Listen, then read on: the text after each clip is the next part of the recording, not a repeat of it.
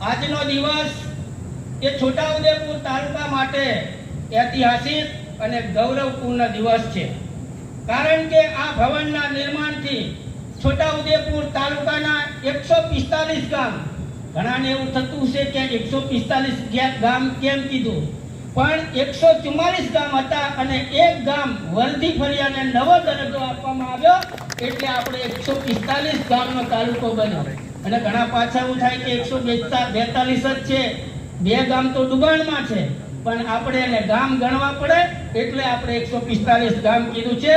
આ ગામોના વિકાસ, જેમ કે ગ્રામ્ય રસ્તાઓ, પીવાના પાણીની સુવિધાઓ, શિક્ષણની સુવિધા, આવાસની સુવિધા વગેરે વગેરે સુવિધાઓ ઉપલબ્ધ કરવા માટે અને એની સુવિધાઓનું સંચાલન કરવા માટે કરીને ગામડાના સ્વાર્થી વિકાસનું સંચાલન આ તાલુકા પંચાયત કચેરીના માધ્યમથી થવાનું છે. મિત્રો, તાલુકા આ નવું મકાન માત્ર ઈંટ, પથ્થર અને સિમેન્ટનું બાંધકામ નથી, પરંતુ તે આપણા તાલુકાના વિકાસ, સમૃદ્ધિ અને પ્રગતિનું પ્રતીક છે.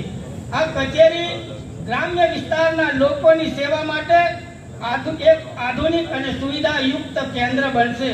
આ પ્રોજેક્ટની સફળતા પાછળ આપણા લાડીલા માન્ય વડાપ્રધાન શ્રી નરેન્દ્રભાઈ મોદીનું ગ્રામીણ વિકાસ માટેનું તેમનું સ્વપ્ન મુખ્ય રહ્યું છે. તેમના નેતૃત્વમાં ભારતના ખૂણે ખૂણે વિકાસની ગાથા લખાય છે.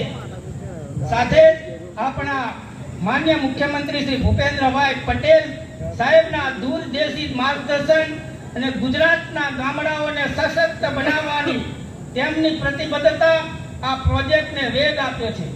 તેમના સતત પ્રયાસો લોકોના કલ્યાણ માટેની નીતિઓ આજે છોટાઉદેપુર જેવા વિસ્તારોમાં પણ આધુનિક સુવિધાઓનું નિર્માણ શક્ય બન્યું છે. આ નવી કચેરી આપણા કર્મચારીઓને ઉત્તમ કાર્યકારી વાતાવરણ પૂરું પાડશે, જેનાથી તેમની કાર્યક્ષમતા વધશે, લોકોને વધુ સારી સેવાઓ મળશે. છોટાઉદેપુરની ભૂમિ સંસ્કૃતિ, પરંપરા અને પ્રગતિનું સંગમ છે. આ નવું મકાન આપણી આ ભૂમિના ગૌરવને વધારશે. ₹2,99,00,000 આ રોકાણ એ માત્ર રોકાણ નથી, પરંતુ એક એવું પગલું છે જે આવનારી પેઢીઓને સશક્ત અને સમૃદ્ધિ આપશે. મિત્રો, હું કહેતા અને ગૌરવ લાગણી અનુભવું છું કે આ તાલુકા પંચાયતના ભવનની અંદર હું સરપંચ તરીકે પણ 15 વર્ષ આવજાવ કરતો ને વિસ્તારની વિકાસની યોજનાઓ ગામડા સુધી પહોંચાડવાનો પ્રયત્ન કર્યો. ત્યાર પછી તાલુકા પંચાયતના સભ્ય તરીકે પણ મને કામ કરવાનો અવસર સાંપડેલો. ત્યારે મને અનુભવ પ્રમાણે કહેતા ગૌરવ અને લાગણી અનુભવું છું કે હવે પછી સરપંચોને પણ એક રૂમ મળશે અહીંયા બેસવા માટે, જેથી કરીને સરપંચો પણ બેસી શકે, તાલુકા પંચાયતના સભ્યો પણ બેસી શકે, જિલ્લા પંચાયતના સભ્યો પણ બેસી શકે અને છોટાઉદેપુર તાલુકામાંથી આવેલા તમામ નાગરિકોને પૂરેપૂરું પીવાનું પાણી, ચા નાસ્તાની સગવડ પણ મળે એવી અમે પ્રયત્નો કરીશું.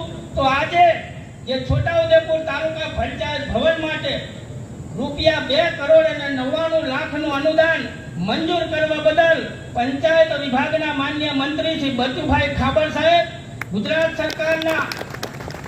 રાજ્યના મૃદુ અને મુખ્યમંત્રી આદરણીય ભૂપેન્દ્રભાઈ પટેલ સાહેબ, ગુજરાતના પનોતા પુત્ર અને વૈશ્વિક નેતા, દેશના માન્ય વડાપ્રધાન શ્રી નરેન્દ્રભાઈ મોદી સાહેબનો આ વિસ્તારના નાગરિકો વતી આભાર માનું છું.